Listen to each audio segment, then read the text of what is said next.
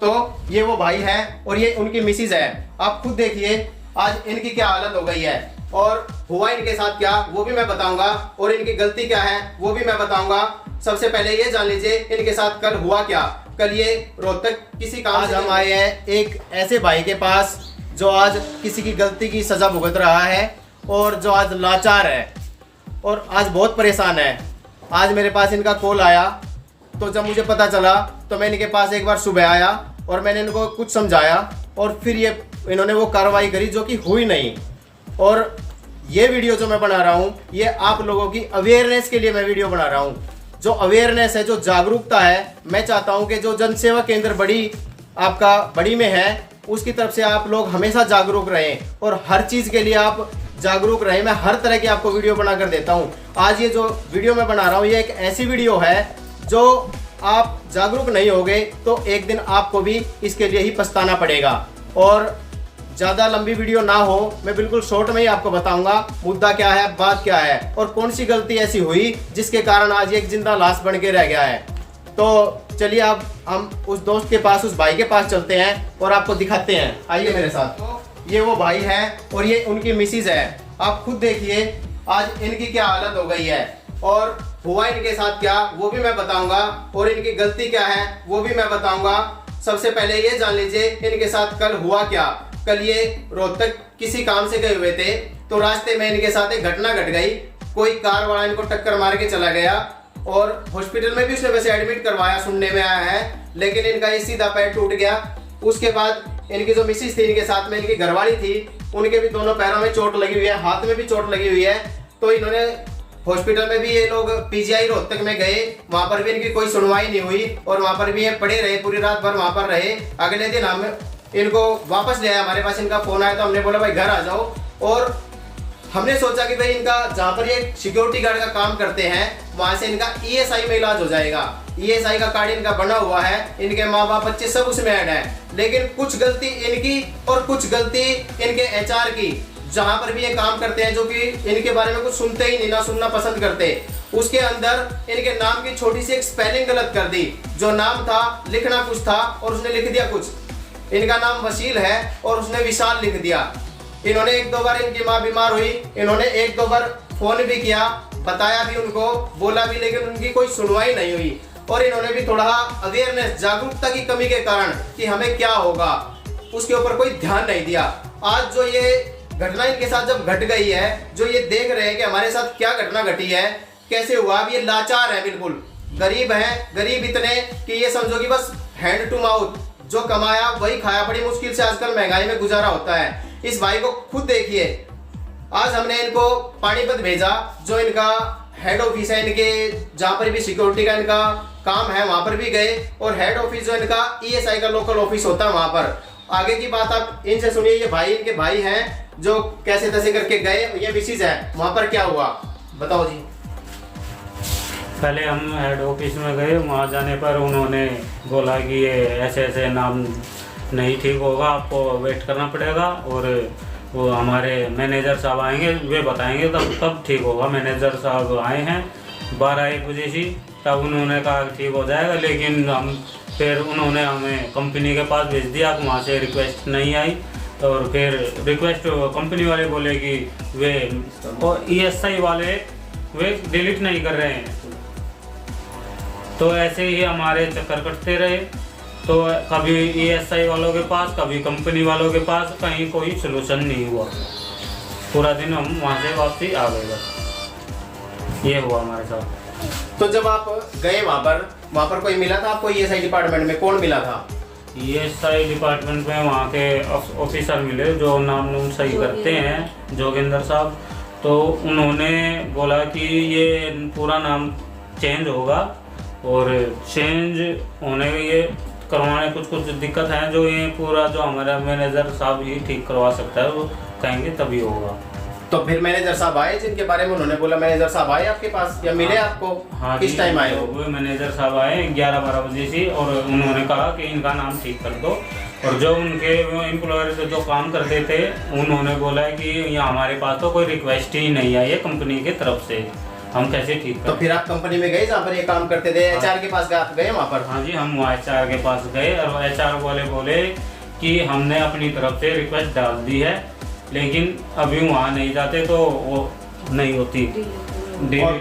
और फिर आप वापस गए ESI ऑफिस, उन्होंने क्या बोला, मतलब कोई रिक्वेस्ट नहीं आई जी। तो दोस्तों कुल मिलाकर ये है कि आज ये सुबह 8 बजे घर से गए थे और अभी 4 बजे वहां से आए हैं। इनको कोई सेटिस्फेक्शन वाला जवाब ना तो इनके HR ने दिया और ना ही जिस ESI ऑफिस में, लोकल ऑफिस में गए, ना उन्होंने दिया, ना उन्होंने इनको कुछ समझाया भाई होगा क्या, करना क्या है। अब आप इनकी हालत देखिए, जिस भी हॉस्पिटल में बात करते हैं कोई 1.5 लाख रुपए मांगता है, कोई 2 लाख रुपए मांगता है। कहीं पर भी आप जाइए, आपको पता प्राइवेट हॉस्पिटल में क्या सिस्टम चलता है। तो कोई भी ना तो इनको सेटिस्फेक्शन वाला जवाब ये मिल रहा भाई इनका नाम चेंज हो जाएगा या नहीं होगा, या चेंज होगा तो कैसे होगा, क्या प्रोसेस होगा। तो मेरा आप लोगों से यही रिक्वेस्ट है मेरी, जितने भी मजदूर भाई, जितने भी वर्कर, लेबर, प्राइवेट नौकरी करने वाले जो भी व्यक्ति ESI के अंदर इंक्लूड है, जिनका भी ESI कटता है, मैं हमेशा आप लोगों को जागरूक करता हूं, इस चीज के लिए जागरूक करता हूं कि भाई आपका जो ESI कटता है या PF कटता है या वेलफेयर कटता है, कोई भी आपका जो कागज बना हुआ है, वैसे तो ये वीडियो सभी के लिए है कि जो भी कोई कागज बना हुआ उसमें अपने सारे नाम हमेशा चेक कर लो। आपकी मार्कशीट में क्या है, आधार कार्ड में क्या है, जन्म पत्री में क्या है, जो कागज आपने बनवा रखे उनमें क्या है, वरना एक दिन आपके साथ भी इस भाई की तरह होगा। क्योंकि इसने समय रहते ध्यान नहीं दिया। जब ये पढ़ा लिखा अगर ये ध्यान देता तो आज इसके ऊपर ये इतनी बड़ी मुसीबत नहीं पड़ती।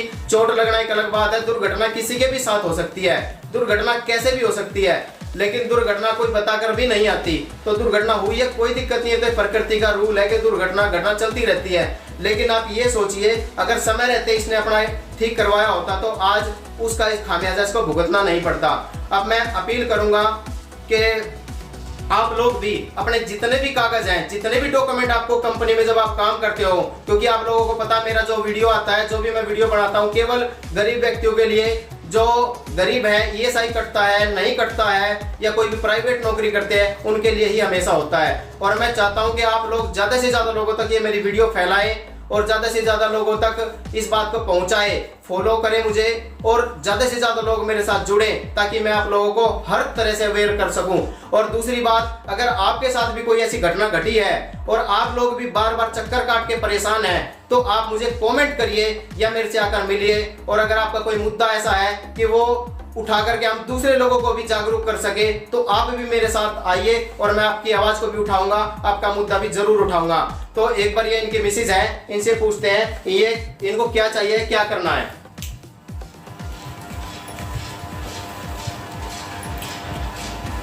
बताओ जी, मतलब आप जब वहां गए तो आपको कैसा लगा? जब ESI ऑफिस में आप गए थे, उन्होंने आपको क्या बोला? हम सुबह 9 बजे के करीब आसपास गए। हम सुबह 9 बजे से गए, करीब 9 बज रहे होंगे। तो वहाँ पे जाके डिपार्टमेंट से मिले, ESI ऑफिस में जाके हमने उनको अपने कागज़ सारे के सारे कागज़ डॉक्यूमेंट सारे दिखाए। उन्होंने बोला कि ये हमारे हाथ में नहीं है। वसील और विशाल में दोनों में बहुत ज़्यादा फ़र्क है। वसील एक आदमी है और विशाल एक आदमी है, ये नाम चेंज नहीं होगा। हम बैठे रहे, रिक्वेस्ट करी, तो जो जोगेंद्र है वहाँ पर जो ESI में लगा हुआ है, तो उन्होंने कहा कि भाई मैनेजर आएगा, मैनेजर बोलेगा तो हम करेंगे, नहीं करेंगे। हमने बोला मैनेजर साहब किस टाइम तक आएंगे? उन्होंने बोला कि मैनेजर करीब 12-1 बजे के आसपास आएंगे। हमने सोचा कि ठीक है, वेट कर लेते हैं, दूर से आए हुए हैं। तो मैं तो वहीं एक बेड स्ट्रेचर सा बिछा हुआ था, उस पर लेट गई, और जो मेरे साथ गए हुए थे वे, और जो कंपनी है इसकी गोदाम की IFCI की, वो वहाँ पे पता करने चले गए। 12 बजे के करीब मैनेजर आया, वहाँ पे मैं लेट रही थी। उन्होंने पूछा कि भाई सुबह से कौन वेट कर रहा है, उन्होंने हमसे मिलवाया। मैनेजर ने कहा क्या दिक्कत है? मैं कहा जी नाम में चेंज है, करना था विशाल, वसील लिख दिया विशाल, विशाल अहमद है, वहाँ पे कर दिया, है नाम वसील अहमद। तो उन्होंने कहा मैनेजर ने कि भाई कर दो, कोई बात नहीं, नाम तो इनके डॉक्यूमेंट्स तो ठीक है। तो वे करने गए, वे तो मैनेजर कह के अपने ऑफिस में चले गए। और जब तो ये जो वहाँ पर जोगेंद्र है, उन्होंने बोला कि हमारे पास भी रिक्वेस्ट नहीं आई हुई है, और जो ऑफिस है ना वहाँ पे वो ही करेंगे सारी की सारी, आप उनके पास जाओ। ये फिर दोबारा गए वहाँ पे, ऑफिस के पास है, जो SPI सिक्योरिटी वाले हैं। तो उन्होंने कहा कि वे वहाँ से डिलीट करेंगे जो हमने रिक्वेस्ट डाली है, तो जब यहाँ पे हम दोबारा रिक्वेस्ट भेजेंगे। फिर दोबारा वहाँ पे आए, वहाँ पे गया, कुल मिलाकर आपके चक्कर कटते रहे, समझाया किसी ने आपको कुछ नहीं। तो दोस्तों कुल मिलाकर हमारा किसी शासन प्रशासन से कोई वो नहीं है। हम ये चाहते हैं, यानी ये भाई ये चाहता है या तो इसका नाम चेंज हो जाए और इसका इलाज फ्री में हो जाए। गरीब आदमी इतने कि इनका ना तो आयुष्मान कार्ड बना हुआ, पीला राशन कार्ड है पर आयुष्मान कार्ड नहीं है।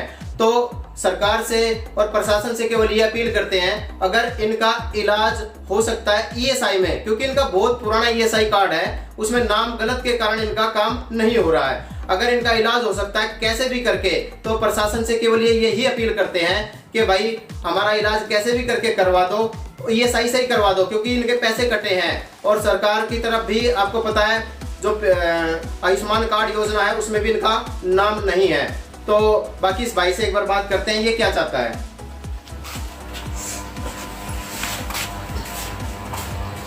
मैं तो यही चाहता हूँ जी कि मेरा इलाज कराया जाए। मैं कहाँ से इतने पैसे लाऊं?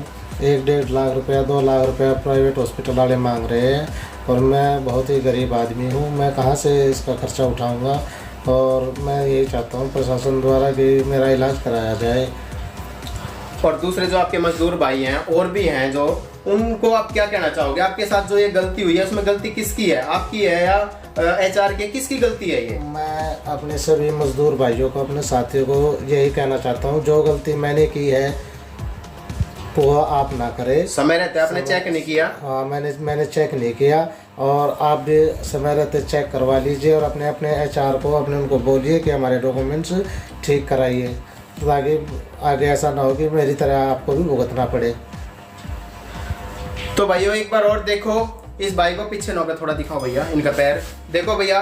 अब ये बिल्कुल लाचार है, अब ये नहीं पता इसका पैर काफी बड़ा फ्रैक्चर है जो डॉक्टर ने बताया है। अब ये नहीं पता इसका पैर कितने दिन में ठीक होगा, कितना इसका खर्चा आएगा। 1-1.5 लाख रुपए तो नॉर्मल सी बात है, डॉक्टर ने जो बताया है। तो मैं अपने सभी मजदूर भाइयों से, हर प्राइवेट नौकरी करने वाले से मैं यही अपील करना चाहूंगा कि अपने सारे डॉक्यूमेंट को दुरुस्त रखे, सारे कागजों को ठीक रखे। देखिए सरकार गलत नहीं है, सरकार के पास जब डिटेल ही गलत है, हर चीज का अपना एक कानून है, हर चीज का एक कानून बना हुआ है, उसके दायरे में रहकर ही जो सरकार के कर्मचारी वो काम करते हैं। अगर वो दायरा ही आपका गलत है, अगर वो एक्ट ही गलत है जो आप चाह रहे हैं, तो वो कैसे कर देंगे?